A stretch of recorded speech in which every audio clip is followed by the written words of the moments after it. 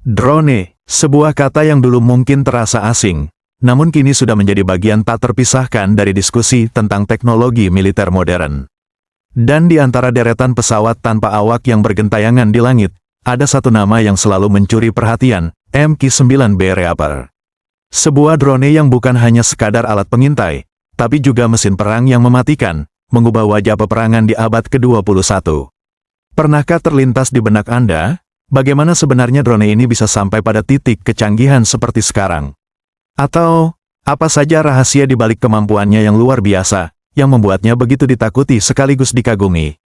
Siap-siap, karena kita akan menyelami lebih dalam setiap inci dari MQ-9B Reaper, dari jejak sejarahnya yang panjang hingga kemampuan tempurnya yang menakjubkan.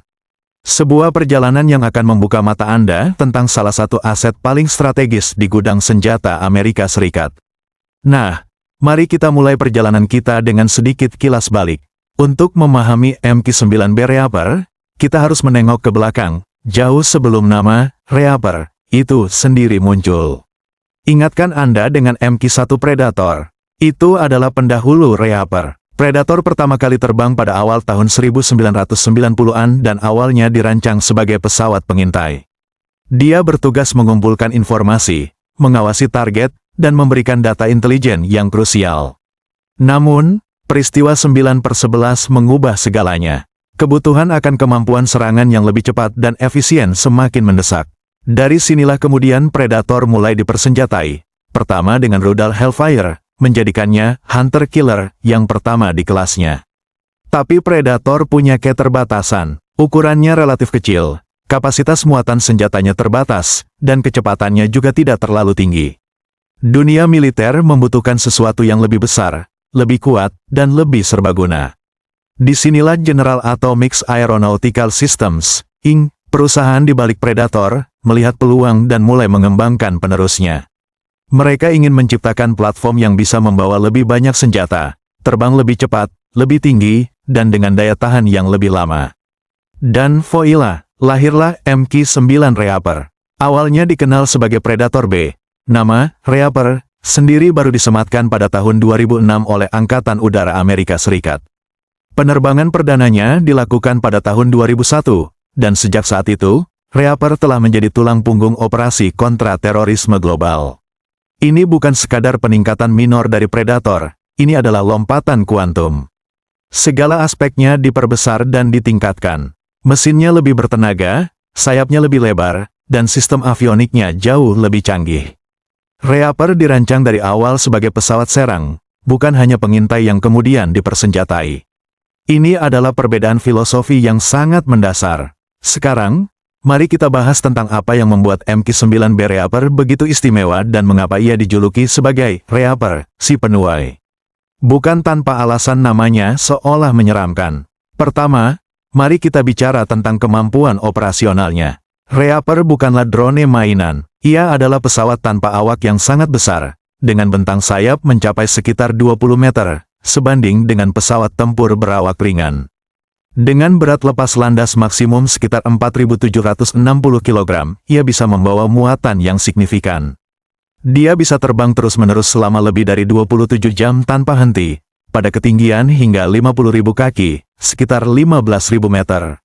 Ini memberinya kemampuan untuk mengawasi area yang sangat luas untuk waktu yang sangat lama, tanpa perlu sering kembali ke pangkalan. Kecepatan jelajahnya sekitar 313 km per jam, dan ia bisa mencapai kecepatan maksimum hingga 482 km per jam. Ini membuatnya cukup gesit untuk bermanuver dan menjangkau target dengan cepat. Dan yang paling penting, semua ini dioperasikan dari jarak jauh, ribuan kilometer dari lokasi operasi, oleh pilot dan sensor operator yang duduk di stasiun kontrol darat. Mereka bisa berada di Nevada, Amerika Serikat, sementara Reaper mereka terbang di atas langit Afghanistan atau Yaman. Ini adalah keajaiban teknologi komunikasi dan kontrol data yang memungkinkan pengoperasian real-time dari jarak yang begitu jauh. Kemudian, yang membuatnya benar-benar menjadi hunter-killer adalah kemampuan muatan senjatanya. Reaper memiliki 7 cantelan bisa dikatakan hard points di bawah sayapnya. Ini memungkinkan dia membawa kombinasi senjata yang mematikan dan beragam, sesuai dengan misi yang diemban. Apa saja yang bisa dibawanya? Rudal AGM-114 Hellfire, ini adalah senjata andalan Reaper. Sebuah rudal presisi yang terbukti sangat efektif dalam menghantam target bergerak maupun diam dengan akurasi tinggi. Reaper biasanya membawa hingga 4 rudal Hellfire pada 2 cantelan di bawah masing-masing sayap bagian dalam. Dengan 1 Reaper saja, Anda sudah memiliki daya tembak yang signifikan untuk menetralkan ancaman. Bom berpemandu laser GBU-12 Pathway 2, ini adalah bom seberat 500 pon yang diubah menjadi amunisi presisi menggunakan kit panduan laser.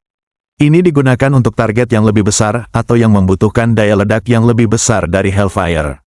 Bom SDB atau Small Diameter Bomb, GBU-38 JDAM, Reaper juga dapat membawa hingga 4 bom SDB. Keunggulan SDB adalah ukurannya yang kecil namun mematikan, memungkinkan Reaper membawa lebih banyak bom dan menyerang beberapa target dalam satu misi.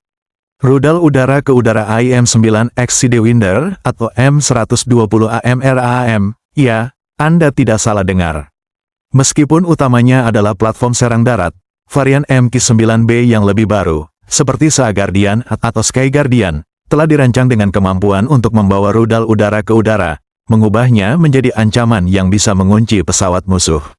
Ini menandakan evolusi peran drone dari sekadar pemburu pembunuh di darat menjadi potensi ancaman di udara. Selain senjata, Reaper juga dilengkapi dengan berbagai sensor canggih untuk intelijen, pengawasan, dan pengintaian (ISR). Ini termasuk Multispectral Targeting System (MTSB). Ini adalah jantung dari kemampuan sensor Reaper. Sistem ini menggabungkan berbagai sensor dalam satu gimbal yang berputar, termasuk kamera elektro-optikal (EO) untuk gambar visual, inframerah, IR untuk penglihatan malam dan deteksi panas, dan laser designator, iluminator untuk mengarahkan bom dan rudal berpemandu laser. Dengan sistem ini, operator bisa melihat target dengan jelas, melacak pergerakan mereka, dan bahkan membaca plat nomor dari ketinggian ribuan kaki. Synthetic Aperture Radar, SAR. Ini adalah radar yang bisa menghasilkan gambar permukaan bumi dengan resolusi tinggi, bahkan melalui awan atau malam hari. Sangat berguna untuk memetakan area, mendeteksi perubahan medan, dan mengidentifikasi target tersembunyi. Electronic Support Measures, ESM. Sistem ini memungkinkan Reaper untuk mendeteksi dan mengidentifikasi sinyal elektronik dari musuh, seperti radar atau komunikasi radio, memberikan intelijen penting tentang posisi dan aktivitas musuh.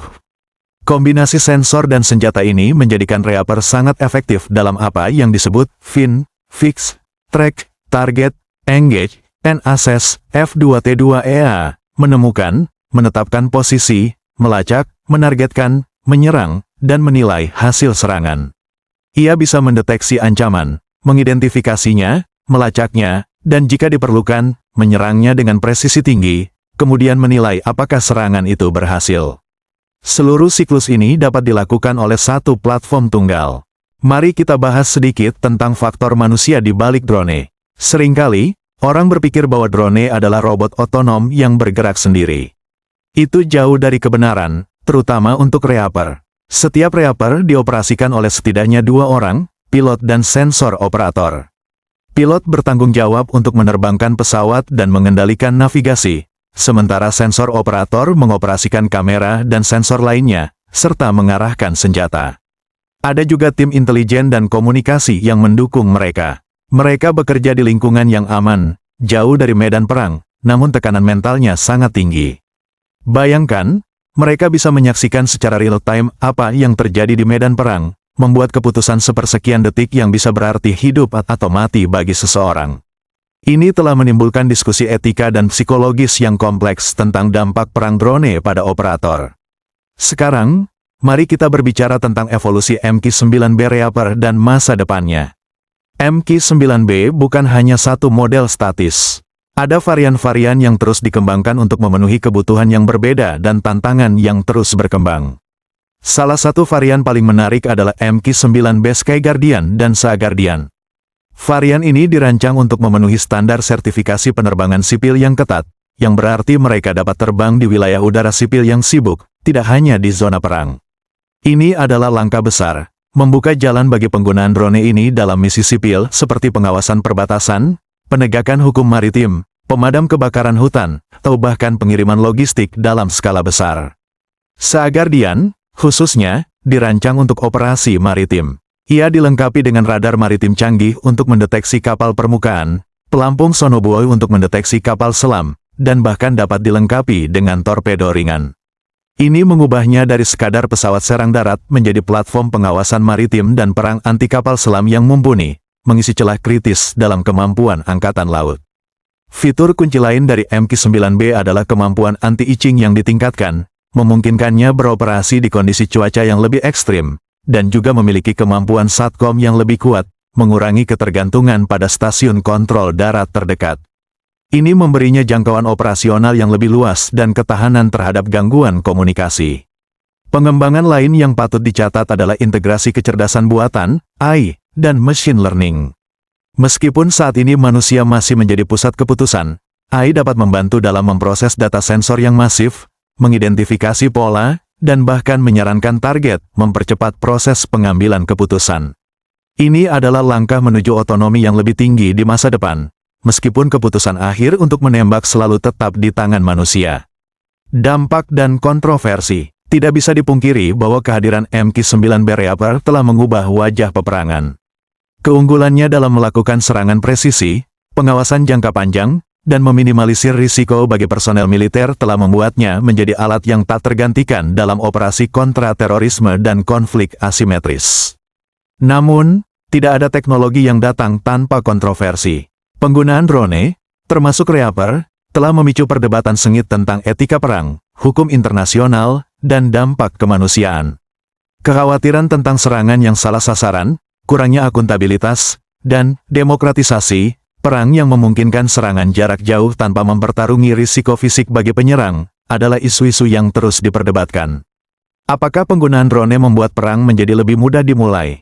Apakah ini menciptakan generasi prajurit yang terpisah dari realitas medan perang? Ini adalah pertanyaan-pertanyaan sulit yang terus digali seiring dengan evolusi teknologi ini. Pada akhirnya, MQ-9B Reaper adalah lebih dari sekadar pesawat tanpa awak. Ia adalah simbol dari kemajuan teknologi militer yang luar biasa, sebuah mesin yang mampu melakukan misi yang dulunya hanya ada dalam fiksi ilmiah. Dari awal yang sederhana sebagai pengintai, ia telah berkembang menjadi platform multimisi yang mematikan, mengubah cara negara-negara mengumpulkan intelijen dan melancarkan serangan. Kehebatan teknologinya, daya tahan operasionalnya, dan kemampuan muatan senjatanya yang mematikan menjadikannya salah satu aset paling berharga dalam inventaris pertahanan Amerika Serikat dan sekutunya. Namun, seiring dengan kemajuannya, ia juga membawa serta pertanyaan-pertanyaan kompleks tentang masa depan perang, etika, dan peran teknologi dalam konflik bersenjata. Seiring berjalannya waktu, kita akan melihat bagaimana MQ-9B Reaper terus beradaptasi dengan tantangan baru, mungkin dengan kemampuan otonom yang lebih besar, atau bahkan peran yang sama sekali berbeda. Satu hal yang pasti, ia akan terus menjadi subjek diskusi dan analisis, baik di kalangan militer, akademisi, maupun masyarakat umum. Jadi, setelah mendengarkan semua fakta menarik ini, sejarah panjangnya, dan kehebatan yang dimilikinya, bagaimana pandangan Anda tentang MQ-9B Reaper? Apakah Anda melihatnya sebagai penyelamat yang efektif dalam memerangi terorisme, atau sebagai ancaman yang berpotensi membawa konsekuensi tak terduga dalam dinamika konflik global? Bagikan pemikiran Anda di kolom komentar. Ini adalah topik yang pasti akan terus kita bahas di masa depan.